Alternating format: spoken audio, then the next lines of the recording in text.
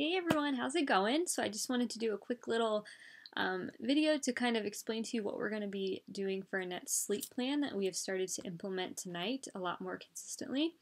I'm not going to go too much into the background, but I will give you a few details. So Annette is 6 months old now, just about. She'll be 6 months old here in a couple days on the 21st. She has never been a great sleeper. I mean, she slept well for the first month, 6 weeks, like all babies do mostly, and then after that, it just kind of fell apart. She's never been a good napper, but in terms of nighttime sleep, which is really what we want to work on now, she's gone back and forth. She has had a few nights, even since 4 months where they typically experience the 4-month sleep regression. She has had a few nights where she slept 8 or 9 hours in one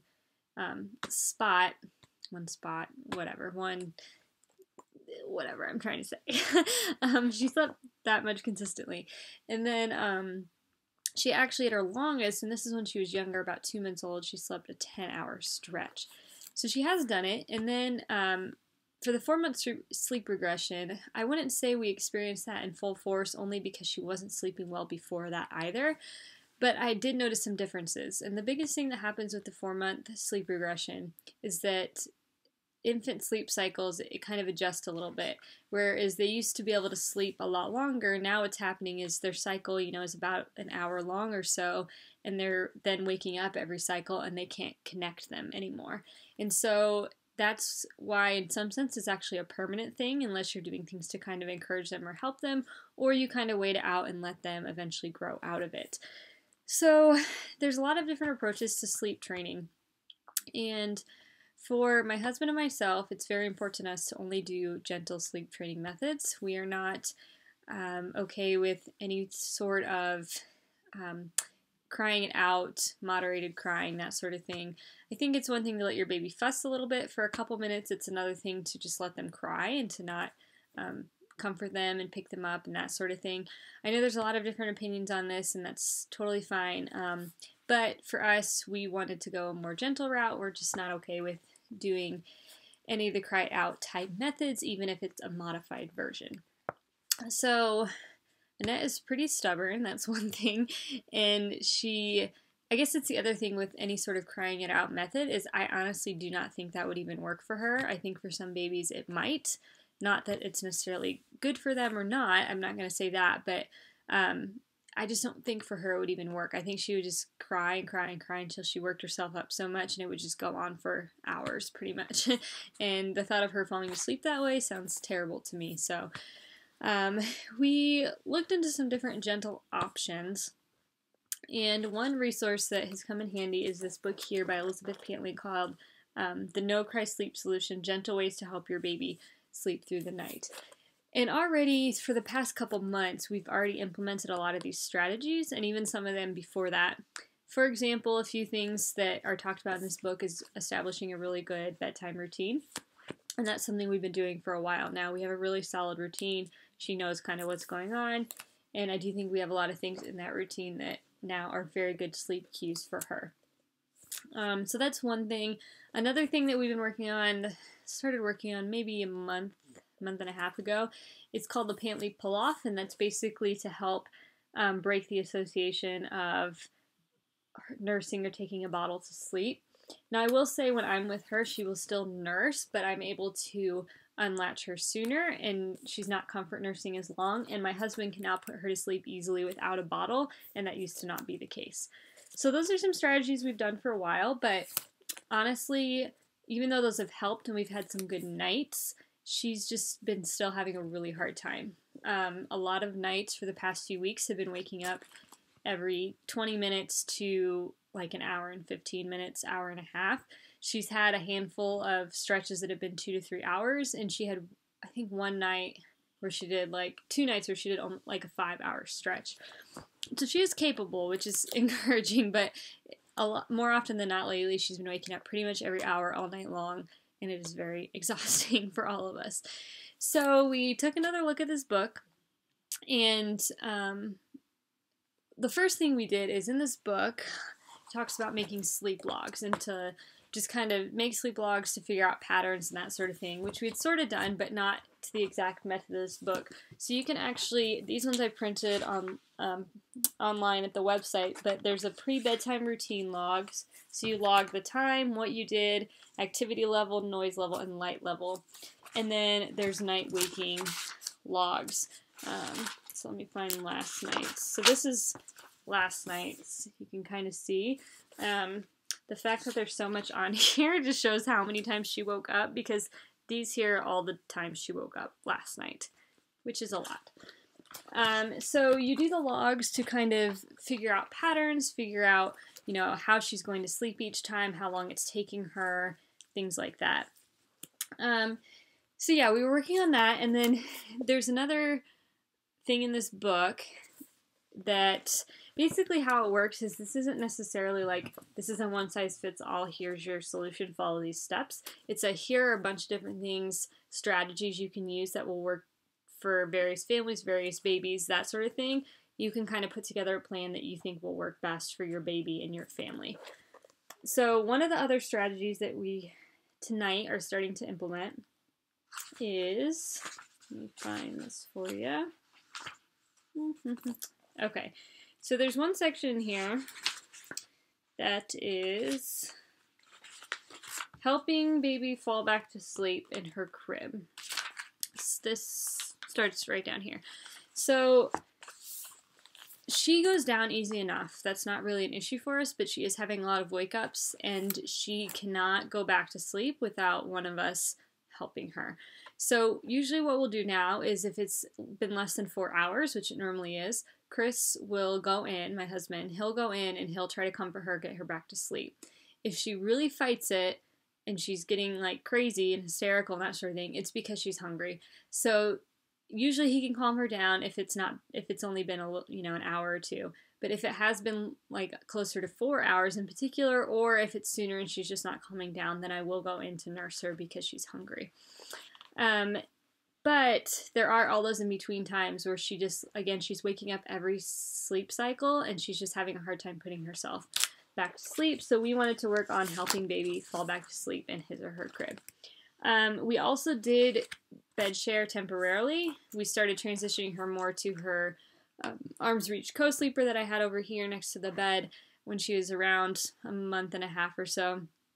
And then we were going to wait to transition her to her crib until she was about 6 months, but we ended up doing it around 4 months for a variety of reasons. So what we're working on is getting her to fall back asleep in her crib and to connect those sleep cycles more without needing us to help her every time. And in this, the strategy that she outlines here, there's kind of a few different phases. I'm not going to go through them all right now because I'll do that as I update certain things. Looks like there's 6 phases. We are working on phase, here it is, phase 1 tonight, which is comfort until baby's almost asleep. So what this looks like is when she wakes up and we hear her crying, we do wait a couple minutes if she's just fussing or making noises and not actually really upset. But when she actually cries, then we go in and we get her. With this phase, we'll still go in and we'll get her. And we'll do what we need to do to comfort her, settle down, get her back to sleep. But basically how it works is once she is just about asleep but not completely asleep, then we try to move her to the crib. So we'll be in our chair, she's almost asleep, I'll stand up with her. If she starts moving a lot and opening her eyes, I'll kind of sway back and forth with her a little bit, lay her down in the crib. If she starts to move around, open her eyes, just kind of pat her, shush her, that sort of thing, to try to get her to fall back asleep. I actually did this a few times last night, even though we hadn't officially started this yet, and I was pleased with how successful it was for her. So basically what we're doing is, starting tonight, we are going to do that for every single wake up. We used to wait longer to transfer her. It used to have to be when she was little, we had to wait 20 minutes. The past couple months, we usually still have to wait about 5 minutes, but now we're not waiting at all. Basically, as soon as she's almost asleep, we're putting her in her crib.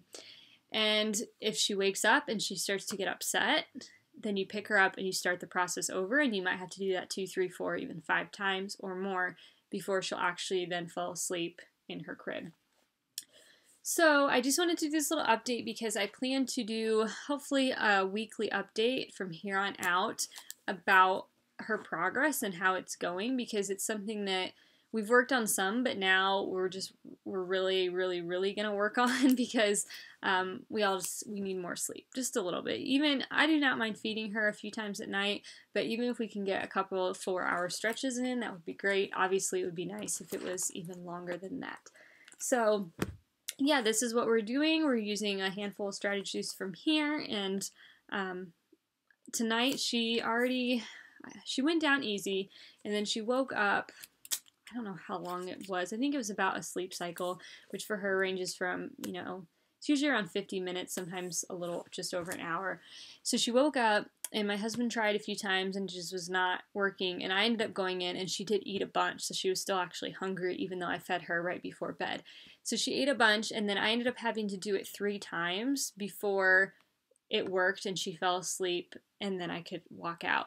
She then did wake up again. I think it was, let's see here, let me find it, because we already wrote it down.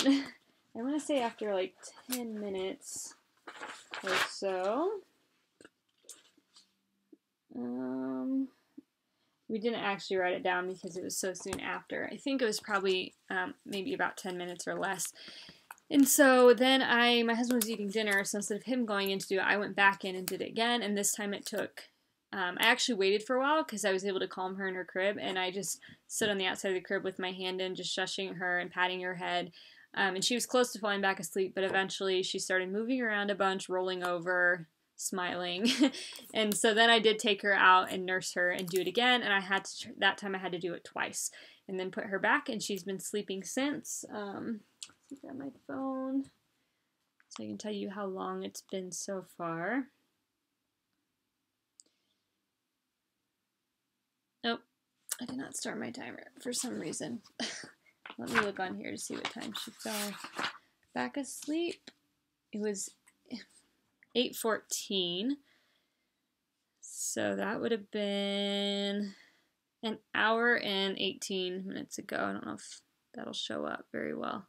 Yeah, so it's been an hour and 18 minutes, so hopefully that means she's going to stay asleep at least for another cycle. We do have the Owlet too, which I'll pull the app up. We can kind of keep an eye on her heart rate, and sometimes you can tell when she's going in between light sleep and deep sleep, which she's pretty asleep right now. Oh, you probably can't see it. There you see her heart rate is around 100. 106. Hopefully it's not in the process of going up. Okay, that's good. So she's in a pretty good sleep right now. That can change quickly though, so we will see what happens. But yeah, I just wanted to do that video, let you guys know kind of what our plan is, and I do want to update you. I think part of the reason I wanted to do this on my channel and actually have videos about it is because, especially in our culture, it's very difficult to, like, when you're researching, when you're sleep deprived and you have a newborn, you're going through all this stuff, and you have a 6-month-old that's waking up every hour, and you start Googling it and asking people about it. There's not very many people that have actually, there's not a lot of research via Google when you're looking at like just Googling it and finding what other people have said or certain sleep sites, that sort of thing. Or when you're just talking to family members and friends, there's not a lot of people that are more familiar and sensitive to using these type of gentle methods. It seems like crying it out and methods that are more like that seem to be expected and normal, and that's just what you do. So if you're not feeling that that's the best thing to do, but then you're talking to, some pediatricians will say the same thing, not all of them, but if you're talking to your pediatrician, you're talking to your sister, and you're talking to your friend from, wherever, and you're looking stuff up on Google, and all of it is saying, oh, you have to let your baby cry, then it becomes like, well, am I doing something wrong, and should I be letting them cry? Should I be not trying to do these gentle methods?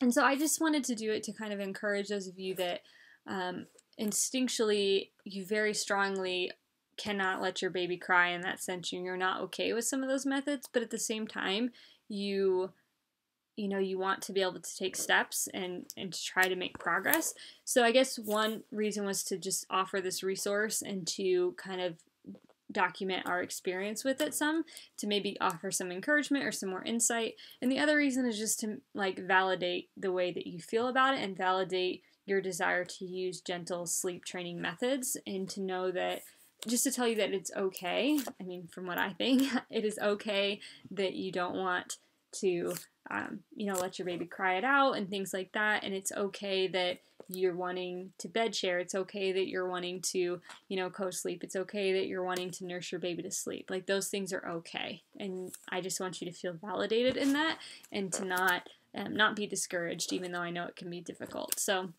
yeah, so this is the start of week 1 of really working on this, and I will go ahead and try to update next week and let you know how it is going. So if you have any specific questions or about some of the other strategies that we're using, or just other resources, things like that, you can go ahead and comment down below, and go ahead and subscribe if you haven't, so you can keep up to date on this, and give a thumbs up if you like the video.